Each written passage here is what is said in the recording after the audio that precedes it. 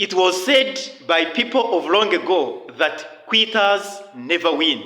And yes, quitters never win. My surname is Kwichiriza, which when translated into English means faith. The first name of my firstborn daughter is also Faith, which when translated into English also means faith.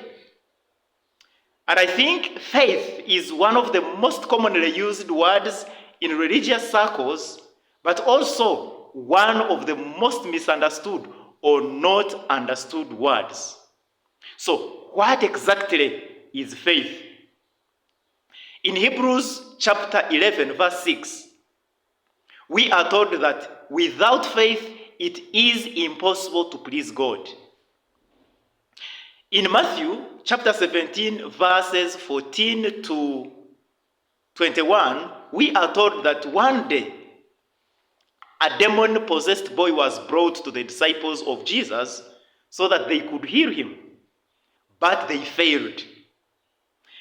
When the boy was brought to Jesus moments later, Jesus cast out the demon immediately, and the boy was restored to complete health. And I'm sure if you were asked why Jesus was able to cast out the demon, which the disciples had failed to cast out, many of us would tell me that it was because Jesus was the Son of God. But this is completely wrong. I know it's wrong because moments later, the disciples themselves came privately to Jesus to ask him about what the cause of their failure was.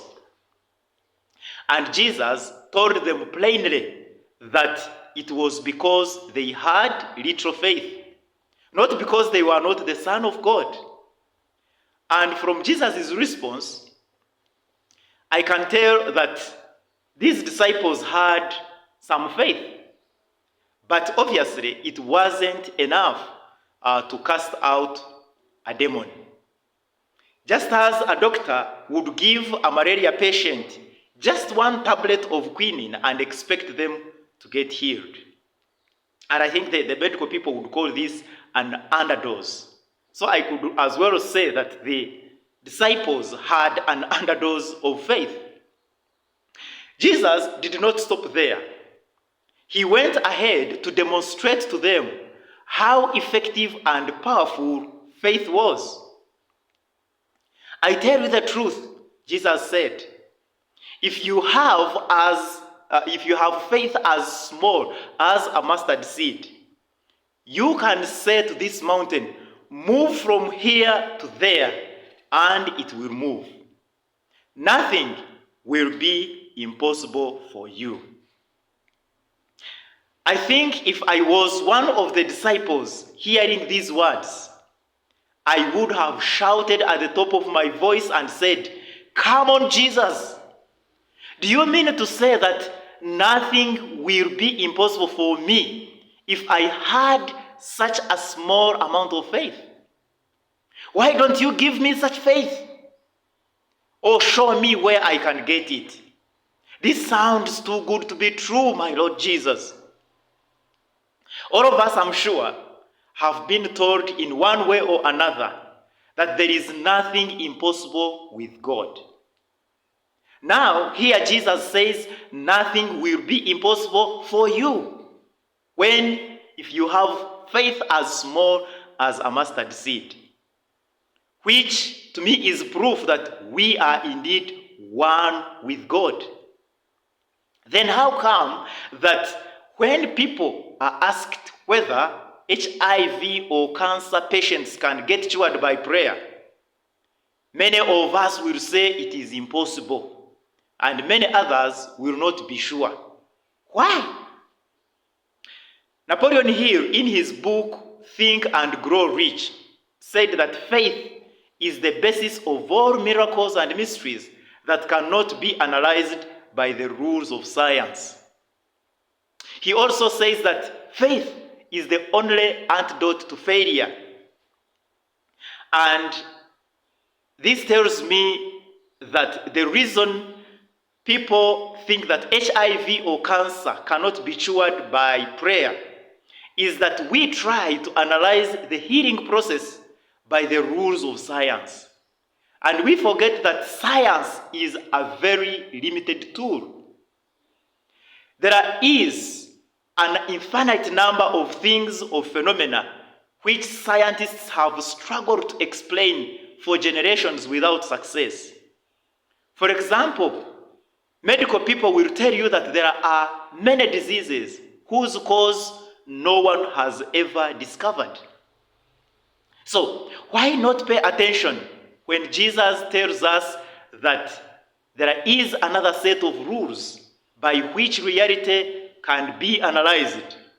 Rules that are infinitely effective and infinitely accurate compared to the rules of science. Why not pay attention when Jesus tells you that you only need faith as small as a mustard seed to do anything you want, including but not limited to moving mountains or healing HIV or cancer patients by using a mixture of prayer and faith alone? So, what exactly is faith? I have never seen a mustard seed, but I'm told it's so tiny, with a weight of about 0.02 grams. So, if faith as small as that can move mountains, it must be powerful indeed.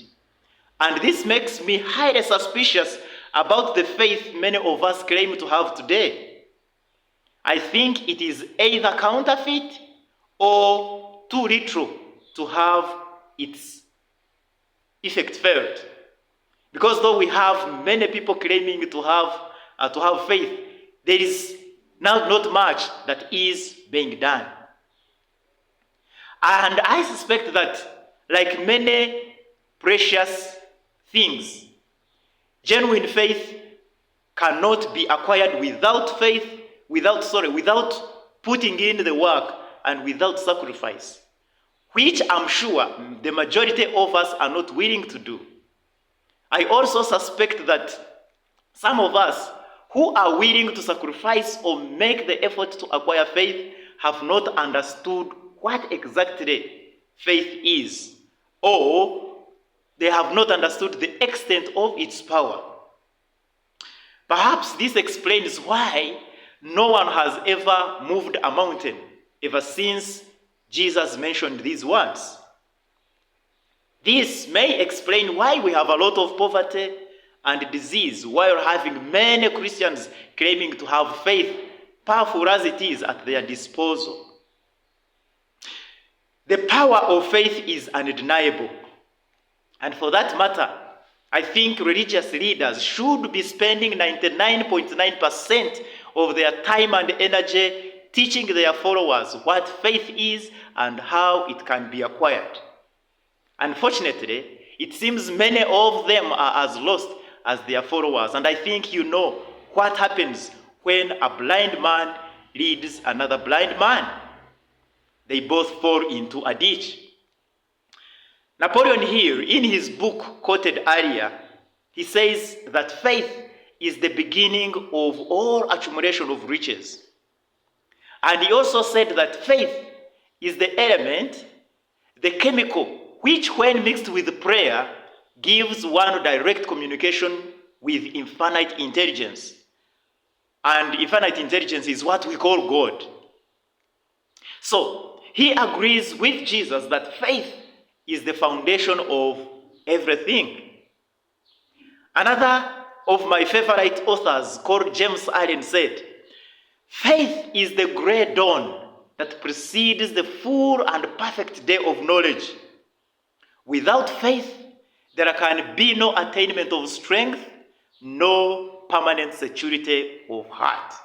End of quote.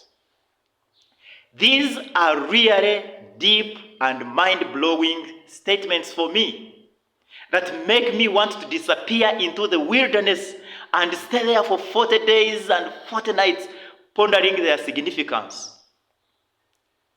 But before I disappear into that solitary place to think, reflect, and meditate upon these words, Let me share with you what one of the greatest minds in history has written down to help us know whether someone has true faith or not.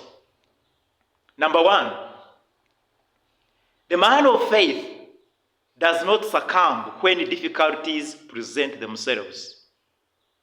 He does not despair when troubles overtake him. However steep and dark his path may seem, he looks forward to a brighter pathway ahead. He sees a destination of rest and light beyond. Without faith, people yield to defeat in the battle of life. They quit. They talk thoughtlessly about how they have suffered at the hands of others. They believe and they try to make others believe that they would have been successful or rich or famous if it was not for the treachery or villainy of those about them.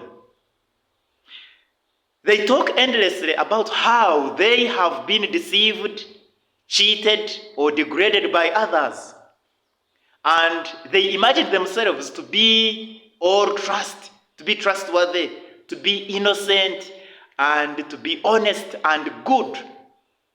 And when they look at others, they think everyone else is bad and malicious. And they tell how their great drawback or their great impediment to success and their chief source of failure is that they were born with too great an endowment of unselfishness. They think because they are too selfish, that's why they fail. Such people, rather than discover any evil within themselves, they think all humanity is bad, apart from themselves, of course.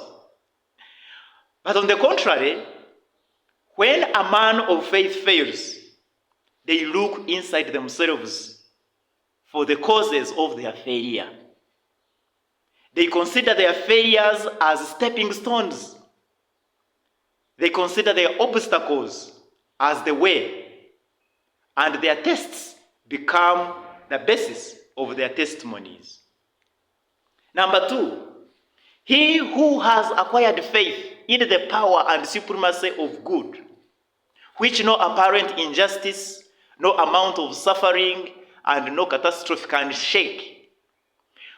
Such a person will pass through all emergencies, all trials, and difficulties with sublime courage that defies demons of doubt and despair. So, what exactly is faith, and how can one acquire it? These are the 1 million questions which many a religious leader cannot answer. All through the ages, religious leaders have admonished their struggling followers to have faith in this, to have faith in that, creed or dogma, but they have not told them exactly what faith is and how they can acquire it. I will therefore at this point vanish into the wilderness to seek answers to these questions and see you when I return. Bye.